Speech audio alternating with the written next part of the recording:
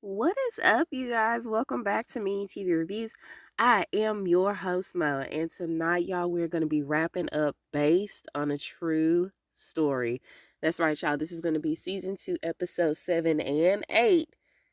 So we're going to be saying goodbye for now, y'all. Hopefully, we get a season 3. We'll see. All right, so without further ado, I hope you guys have had a wonderful week, y'all. We have made it to Friday. So y'all be safe if y'all decide to celebrate this weekend, or if you're just relaxing around the house, get you some good rest so you can be ready for Monday. All right. So without further ado, let's go ahead and get into episode 7. This is titled Shotgun Wedding. And the synopsis for this one is Matt's past comes back to haunt Ava and Nathan. Ava realizes her true crime obsession has become a dangerous addiction. When they all try to leave... When they try to leave it all behind, mysterious forces prevent them from escaping. All right, y'all. Let's go ahead and get into it so we can get this one done. All right, so we begin the episode where we left off with the last one, and that's with Livy confronting Matt. Now, we recalled in the last episode that Livy is Matt's ex-wife, and so she speaks to how she was constantly calling the precinct to report him being the West Side Ripper, but unfortunately for her, they apparently get numerous calls just like hers from other women about their exes. So she was basically a dime a dozen, y'all. Okay? Didn't believe her at all. So Tori tries to stick up for her man, saying how he's changed since all that. And Livy was like, girl, you poor naive girl. Which pity story did he tell you? Did he tell you the one about his daddy and him, or the one about his dead stepmama? Probably the latter, because you look naive enough to believe that one. And y'all should have seen the look on Tori's face. Y'all, she looked hurt, okay? And so she did look hurt, but it seems that he actually told Nathan the other one, and we know he told her that one about his dead stepmama, okay? So they both give Matt the side eye after that, but they want to maintain a united front for him in regards to this crazy lady standing in front of them right now, okay? You ain't finna sit up here and talk cash money about him, even though we can't stand him right now either. We not gonna let you see it.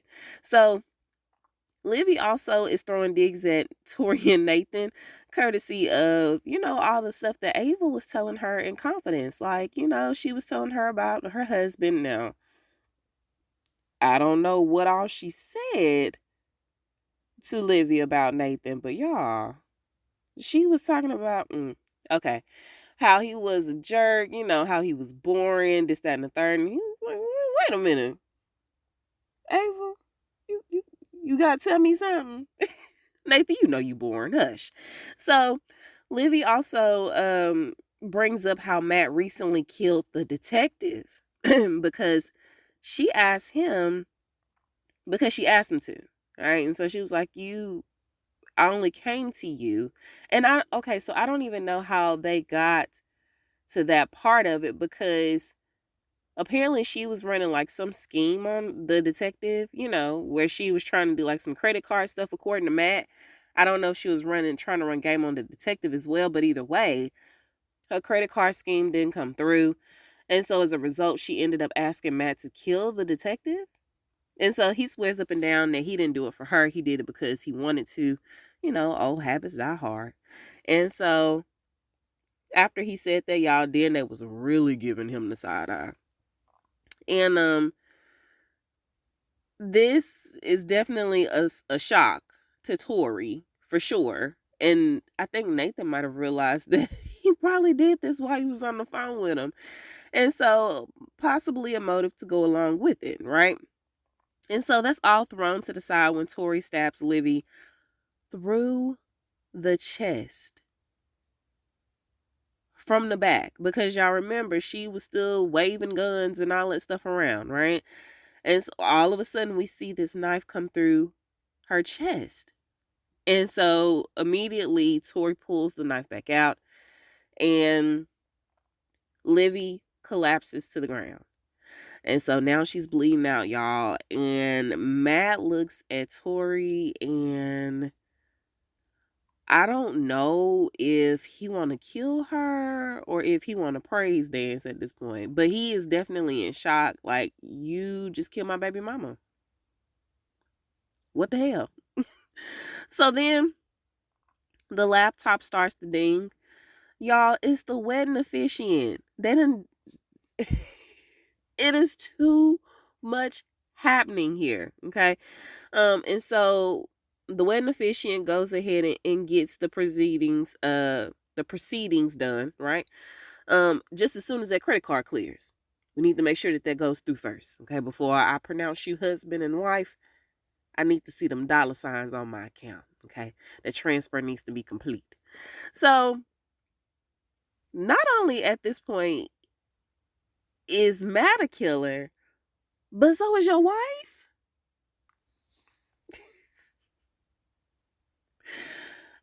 Again, y'all, we don't know if this is gonna trigger a killing spree for him, or I don't know.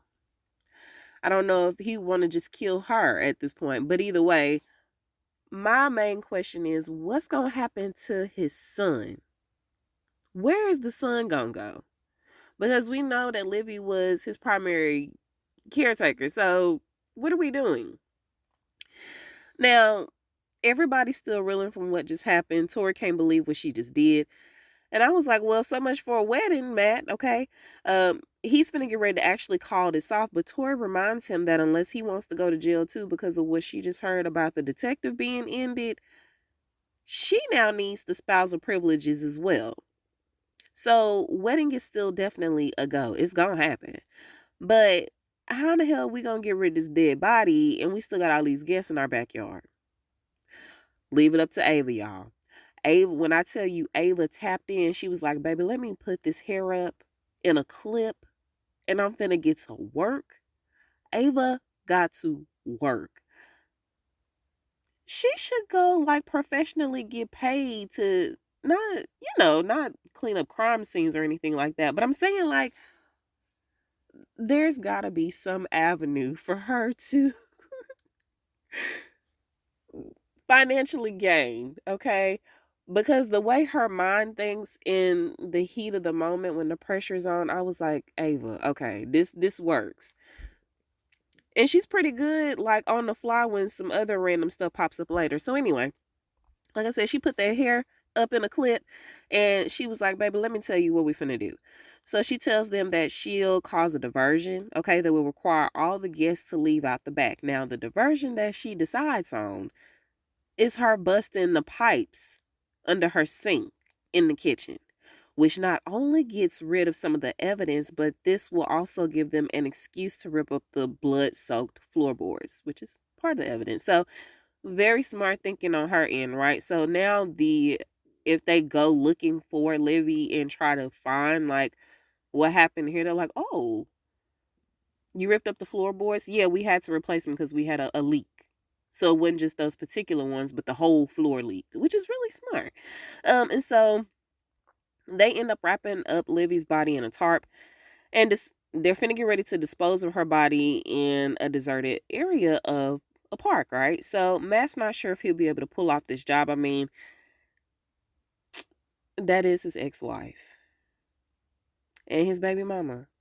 But Nathan agrees to help him with the job. Now, the officiant does the ceremony, and it's official, y'all. They's married now. Oh, Lord, the circumstances. So Matt and Nathan are getting ready to head out when Ava gets a notification about Olivia's car being spotted outside their house, right? So she stops them mid-stride and has them cut the tape off her body just so they can pull her jacket off of her. And she ends up giving it to Tori so she can pose as Olivia and then drive back to her side of town or, somewhere else aside from their neighborhood so the police won't come sniffing around them, right? Again, Ava, there are avenues. So we see her walk out and I'm like, damn, Tori, where the gloves at? Why you ain't got on no shower cap? Because, her hair is really long. And you got fibers and everything already on her jacket, but Come on, man. Um, but the fingerprints, you could at least put some gloves on. So she not in the system yet, of course, but just in case something happens, you want to make sure that you try to get rid of most of it, right? Most of the things that can be traced back to you. Now, as this happening, Matt and Nathan are digging Olivia's grave out in this deserted area. And Matt wants to take a moment to say a few kind words about her. And Nathan was like, "What?"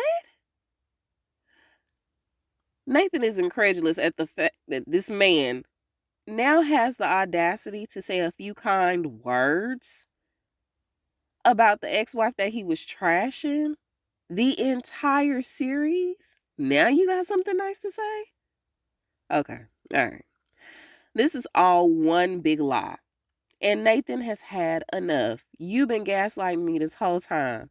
So he decides to call him out on his BS. And, well, of course, this pisses Matt off. So instead of Matt breathing it out and walking away, Matt decides to get the swinging. Okay? And so to his surprise, y'all, Nathan starts to swing back. Now, it is quite pitiful, I will say. That first one connected, though. I was like, okay, you turned ahead. But yeah, no, Matt was like, please stay down, Nathan. Don't make me do this. Don't make me hurt you the way I really want to hurt you right now. And so Nathan was like, you know what? This is your mess. I'm going to let you deal with your mess. He got in his car, y'all, and he left. He left Matt. Now, I don't know how Matt got back, but y'all, Matt just looked like he was about to cry. Like he was having a moment. So back in town, Ava calls Tori to check on her, and Tori lies and tells her that she already dropped the car off and she's back at home. But in reality, y'all, Tori is in the car looking despondent. Okay. And she knows that she has clearly crossed the line that she can't come back from. And while Ava is trying to reassure her that things will be okay eventually, everything will go back to normal, girl. You just got to wait it out. Tori knows better. Nothing will ever be normal again. And so as she's getting off the phone with Ava, she kind of like rushed off the phone like, girl, I gotta go. Okay, it's late. I'm tired. Bye. We see a gun laying in the passenger seat. And I was like, Tori, please don't do it, girl. Don't do it. Now, Nathan comes back home and fills Ava in on what happened with Matt. And while that is very admirable that you stood up for yourself, you left a psycho out there all alone to get rid of a body that has all of our DNA in essence all over the bag and her. So we need to get back out there and make sure that he did it. So by the time they get out there, y'all, the sun has come up. Okay, why is it now surrounded by police? The whole deserted area is taped off. What they gonna do? What are they going to do? And how in the hell did they get tipped off? Because if this place was as deserted as I thought it was, who is walking through here? That's all I need to know. Now, Ava takes a play from Olivia's book and decides to borrow Nathan's jacket to make it look like she's a part of the crime scene, because clearly all you need is a jacket, a clipboard, and some confidence. You need the confidence, okay? It's all in the stride. So she goes down and talks to one of the officers, y'all, and finds out that they believe this is the work of the copycat killer. And not only that, but that the copycat killer left a cipher at the scene with the rocks. Okay, there's a message there. So Ava sees this as they're out. Let Matt and whoever the hell else is doing all of this mess that's in competition with each other, let them deal with it. Okay, but as far as us and our family, we need to bow out now while we still can. So at home, Ava decides to sign off from Murder Bunny for good. Okay, and so she's talking to her followers, or lack thereof, as she's acknowledging the fact that this hasn't really been like a victim focused thing for her. This is really been a way for her to garner attention, for her to feel special about herself, right? Because she's been feeling kind of down and out about her life and where she is right now in life. And she just wanted somebody to pay her some attention. Okay. She wanted to feel like she was a part of something. And so while speaking from the heart, y'all, she starts to cry. And instead of letting them tears fall down her chin and hit her chest, y'all, she decides to wipe her face. But when she does, she turns her head to the side. And you know, once you turn your face away from the phone, the filter goes away. And so people got a side glance of her face, y'all. And so when she gets off of TikTok, Nathan was like, "Oh man, you know that was beautiful. I'm so proud of you, baby." Da da da. They go play around in the sheets, right? Why it take them less than 10 minutes to figure out who she was? And they doxed the hell out of her. And so now they have to figure out where they finna run to because they can't stay at that house. It's not safe. And they even know that she's got a kid and the kid's name. Nope, not safe. So speaking of getting out, y'all, I don't know what Tori is thinking. She has completely pulled a good girl gone bad because she's still driving around in Olivia's car. But now she done added another charge. She done kidnapped Matt's son. Girl, that's 15. 10 to 15, right? Kidnapping? Or is it? Yeah, that's 10 to 15. So he's asking all the questions like, where's my mommy? You know, he's surprised that his mama let somebody borrow her car. And he hints that his grandmama was supposed to come and pick him up after soccer practice. And so she done kidnapped this boy. And I'm like, is she finna take him on the run with her and Matt? Or what's finna happen here?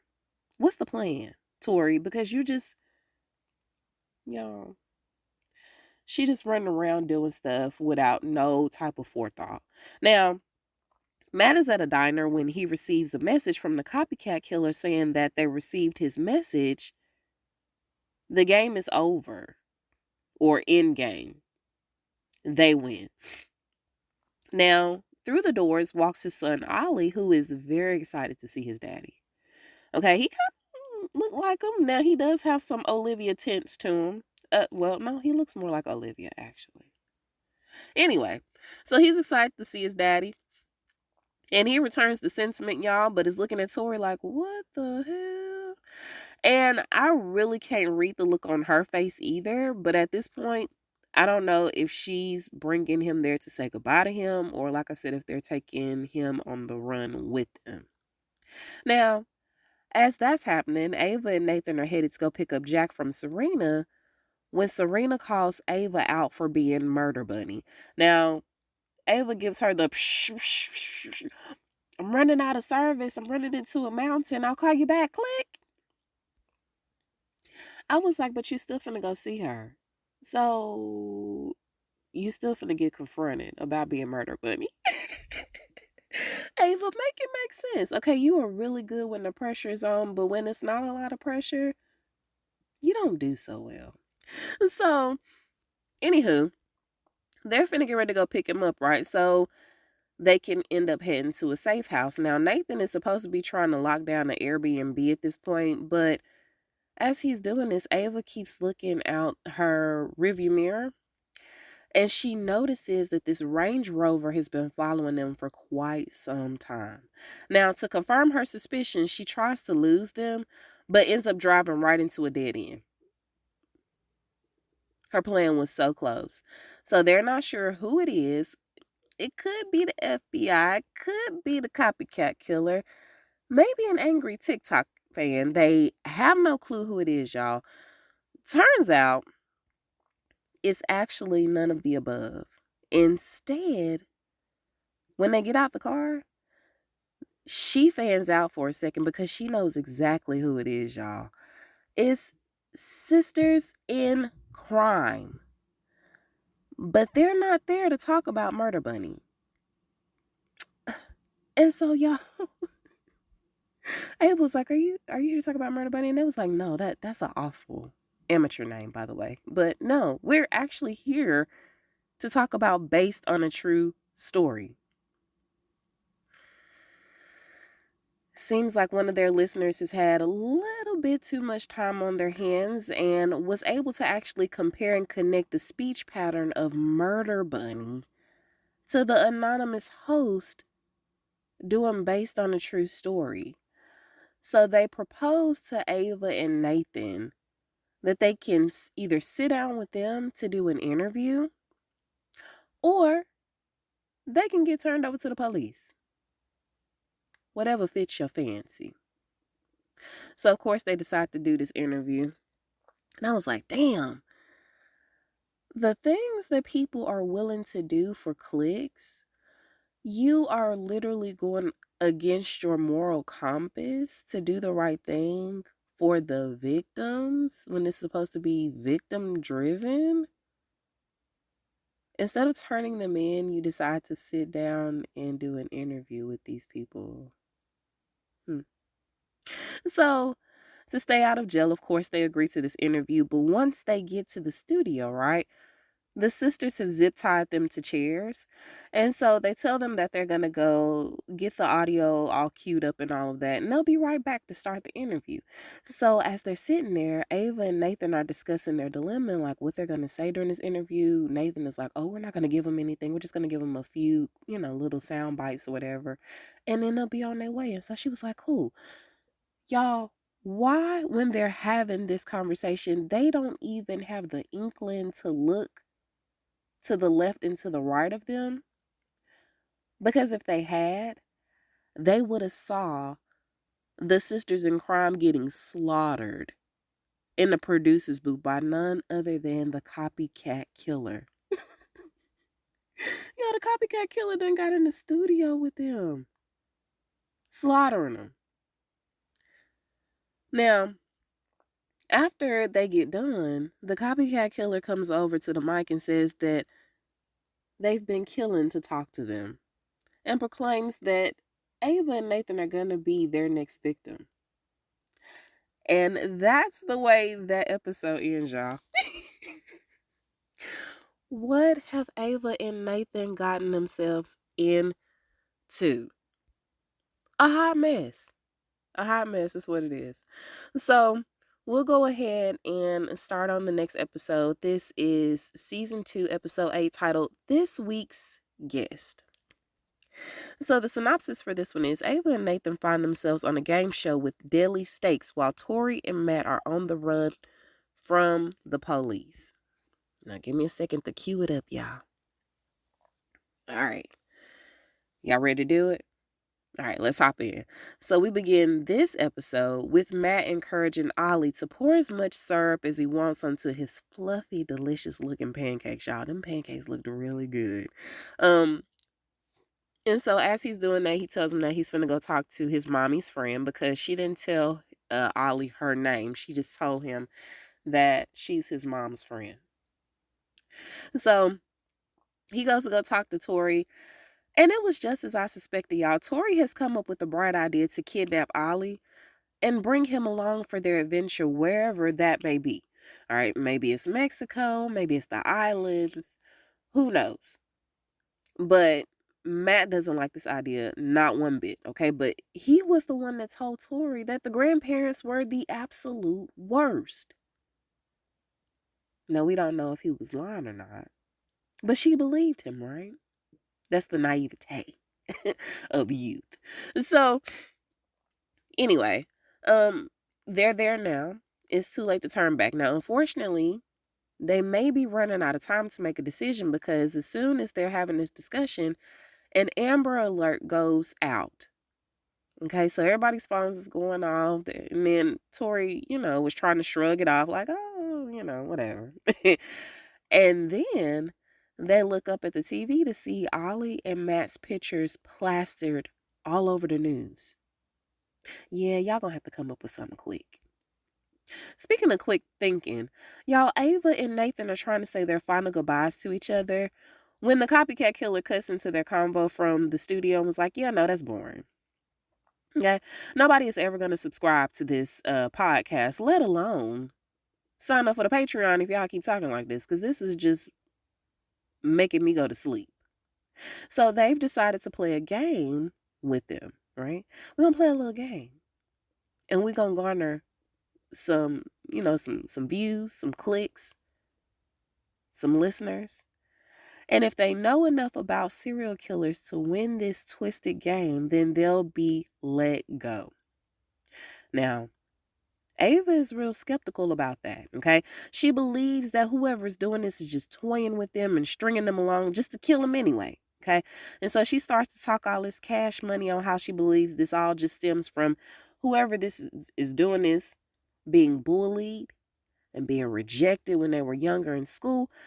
But when that door opened up, she get real quiet. Like Smokey and Debo. Now, to their surprise, it's actually a woman. Because y'all remember in one of the previous episodes, she was talking about how she didn't think that Livy was a serial killer because serial killing is not a woman's thing. Usually. Okay? Usually, keyword. So, old girl starts to roll out her knives, and I was like, who in the hell is this lady? I don't know her. And she starts to ask questions, okay? Ava gets the first one right. And so because she got the first one right, she cuts one of Nathan's zip ties. Now, I think he's got like 4 zip ties all in all on his arms. So she's cut one of them loose. But the second question causes him to get stabbed near his shoulder because she was too overzealous with the answer, although she got it right. Okay? And then I think she had told her to name one of Jeffrey Dahmer's hobbies or his jobs or something like that, occupations. And so Ava was like, okay, cool, I got it. And so she named like a whole bunch of them. And she was like, girl, I only asked you for one. See, that's what you get for not following instructions. Then got your man stabbed up. And so then she gets stabbed in the hand because she didn't like the way that Ava gave her the answer. She didn't like her tone. It's all about how you say things sometimes. It's not what you say, it's how you say it. Truly psychotic. So, as all this is happening, Matt takes Tori and Ollie to a store where he goes to the back to meet with a man who looks like he comes from a very shady past himself. And he asked him if he can create 3 new fake identities for him. Now, when he sees Ollie and Tori on the cameras, he asked Matt if he's sure. And instead of him cutting out on him, he confirms that yes, he's sure. He's not going to run away from his family. Okay. So they go to a motel and Ollie wants to go to sleep, but he doesn't have his PJs. And so he was like, okay, that's okay, buddy. You can sleep in your soccer uniform tonight. I was like, just make sure you take your cleats off. And sleep on top of the cups. Ugh. So Tori is getting texts from Serena telling her that Ava never came to pick up Jack. And so now Tori is wondering if her sister is okay. And so she calls Ava, who is tied up at the moment. Now, she had been blowing Ava up. Ava hadn't been answering the phone. And so because the copycat killer, this woman had been seeing all the missed calls and all of that, she was like, oh, your sister is really persistent. Who is this lady? And so she did tell her who Tori was. And so she was like, let's just call her and tell her that you're okay. And so she did. And she was like, oh, I'm kind of tied up at the moment. And she tells Tori that she was actually at a nighttime yoga class. And before she ends up getting off the phone with her, she calls her Turtle, which is their, cute little code word anytime either one of them is in trouble but can't necessarily say, help. And so she wants to go help, but Matt is trying to convince her to stay put for now because the block is already hot, girl. And besides, she doesn't even know where to start looking for her, even if she tried. So for now, Ava and Nathan will have to find a way to figure this out on their own.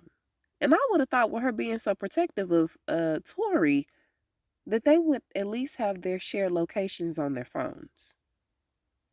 I don't know. That was one thing I would have thought Ava, especially with her being like so into true crime. But anywho, at the studio, copycat killer picks up the same exact knife that the West Side Ripper used on his victims, right? And so she circles back to her last question, which was for them to name one of the West Side Ripper's victims. But Ava is still drawing a blank. She can't remember nobody's name. And of course, Nathan is no help. He don't know nothing about that, y'all.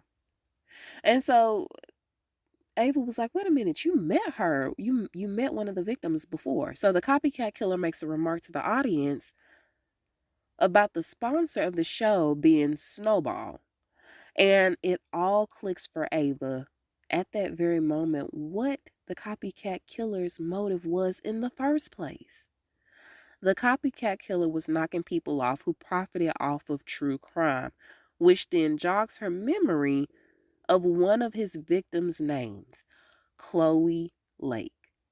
And it then clicks for me and Ava that this is Chloe's sister, the one that Matt went to go see. Wow, right? So she's doing all this to make an example out of all the people who use someone else's pain for profit, i.e., the victims and the victims' families and loved ones. And they also sit at the top of her list because of how they got in bed with Matt to make a name for themselves. Now, she didn't say that, but I surmised that that was their real issue off of that. Meanwhile, Chloe doesn't actually get her just due for people to speak to her character and who she was in the press because, I mean, they wasn't really trying to check for the families like that, right? They were just reporting on how salacious the crime was. And then as soon, as the next person came out, the next victim was announced, and they move on. Chloe had a few articles, printed about her, but it wasn't anything like too detailed. Like I said, nobody was really checking for the family to speak to her character. And so her sister got pissed. And so now she's exacting her revenge. But Nathan suggests she tell them and everyone else who's listening about Chloe right now, since you have the floor. Okay? We want to hear about Chloe. Go ahead and tell us about her. So back at the motel, Matt is finalizing the flight plans for them to go ahead and get out of town, right? When Tori goes looking for her AirPods. Now, when she mentions how Ava's always stealing her stuff, she realizes that this is her way to find her sister. She tracks them to the in-game studio, which is exactly what was worded in the message to Matt earlier. So instead of her going to go look for her herself, he actually volunteers to go. And so he runs out the door without a second thought. He was like, yeah, just stay here and watch Ollie. I'll be back. And so as he's going out the door, y'all, she's yelling about how he can't leave her with him for prolonged periods of time. And I was like, ma'am, it was your bright idea for him to be here in the first place. What do you mean? And besides, at this point, it's too late for you to turn back because you're wife now. So you stuck. You gonna have to figure it out. So Ollie wakes up, right? And of course, he's looking for his dad. But when Tori tells him that he stepped out for a second, he was like, oh, is he going to go get my asthma medicine? Because I need that. I need to take that every day. And I was like, oh, man. And you can kind of see it on Tori's face how she is setting in. She is way over her head, y'all. It's just bad. She is in way over her head. So she done turned that baby a whole life upside down.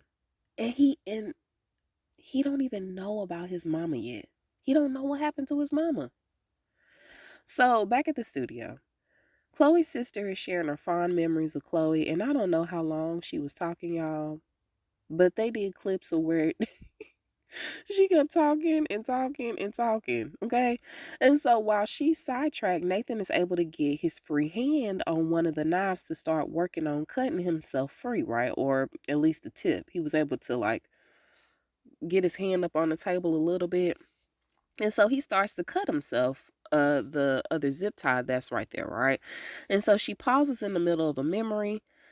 And just when it seems like he's going to be discovered, y'all, Ava tells her to keep going. Keep talking about your sister. We want to hear so much about her. Okay, she doesn't know how to stop being Chloe's sister. That's what she said. Even though she's gone, it never goes away. She's always wanting to be protective of her, and just love on her. So just then, y'all, the lights in the studio go out. They go red. And as Matt enters the studio, Chloe's sister is very excited to see him. Okay? She didn't think that he would make it. But now the real fun starts, and she ends up putting a knife to Ava's neck. Okay?